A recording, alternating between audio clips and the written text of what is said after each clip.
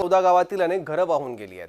उभा केलेला संसार पाण्यात बुडाला। आता पूर ओसरत असला तरी पुन्हा घर उभारताना डोळ्यात येणारं पाणी थांबत नसल्याचं चित्र आहे।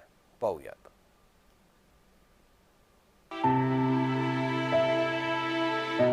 गोदावरी नदीचा पूर तर ओसरायला सुरुवात झाली आहे, पण या पुरानं अनेकांचे संसार उद्ध्वस्त झालेत। आता या संकटातून पुन्हा उभं राहण्यासाठी या पूरग्रस्तांना मोठ्या अडचणींचा सामना करावा लागणार आहे। त्यामुळे आता हे सगळेच पूरग्रस्त सरकारच्या मदतीची वाट पाहत आहेत। शेतामध्ये घाम गाळून कष्टानं उभा केलेला संसार गोदावरी माईच्या पाण्यात डोळ्या देखत वाहून गेलाय।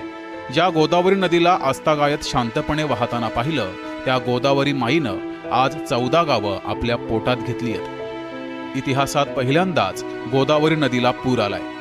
गावांमध्ये पाणी शिरलंय आणि घरातील संसार उपयोगी वस्तू आणि पशुधनाचं मोठं नुकसान झालंय। आता गोदावरी नदीचा पूर ओसरलाय, मात्र या ग्रामस्थांना पुन्हा उभं राहण्यासाठी बऱ्याच अडचणींचा सामना करावा लागतोय।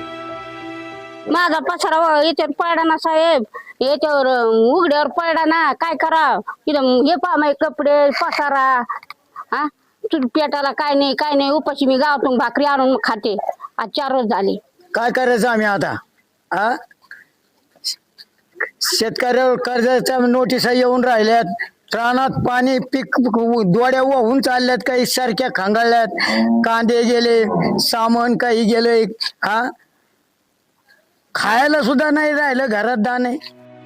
गोदावरी नदीकाठी वसलेलं हे पैठण तालुक्यातील मायगाव, मात्र सध्या नदीच्या पुरामुळं या गावातील घरांचं मोठं नुकसान झालंय। पुरामुळं जीव वाचवण्यासाठी ग्रामस्थांना सुरक्षित ठिकाणी हलवलं गेलं, मात्र पूर ओसरल्यानंतर घरी परतल्यावर आपल्या संसाराचा चिखल झाल्याचं पाहून ग्रामस्थांना अश्रू अनावर झाले। आता मायबाप सरकारनंच सावरण्यासाठी मदत करावी अशी मागणी या ग्रामस्थांनी केली आहे। पैठण तालुक्यामध्ये आता पाऊस काहीसा थांबलाय। जायकवाडी धरणातून विसर्गही काहीसा कमी झालाय, मात्र या नागरिकांच्या डोळ्यातील अश्रू काही थांबायचं नाव घेत नाहीयेत। आमचा संसार उद्ध्वस्त झाला, पण अजून कुणीही मदतीला आलं नाही अशी खंत या मायगाव येथील नागरिकांनी व्यक्त केली आहे। गोदावरी नदीला पूर आल्यामुळे तब्बल 14 गावं या पाण्याखाली गेल्याचे पाहायला मिळाले। सध्या या गावाचे पूर जो आहे तो ओसरला आहे, मात्र शेतकऱ्यांचे अश्रू, नागरिकांचे अश्रू जे आहेत ते त्यांच्या डोळ्यात असल्याचे आपल्याला पाहायला मिळत आहे। अनेक घरं जे आहेत ते या पाण्याखाली गेले होते, त्यामुळे घरातील मोठं नुकसान जे आहे ते यामध्ये झालंय आणि गावात परतल्यानंतर या नागरिकांचे अश्रू जे आहेत ते अनावर झाल्याचे आपल्याला पाहायला मिळाले। त्यामुळे आता सरकारने या नागरिकांना तात्काळ मदत करावी अशीच अपेक्षा हे नागरिक करत असल्याचे पाहायला मिळत आहे। छत्रपती संभाजीनगरहून विजय चिडे, जय महाराष्ट्र।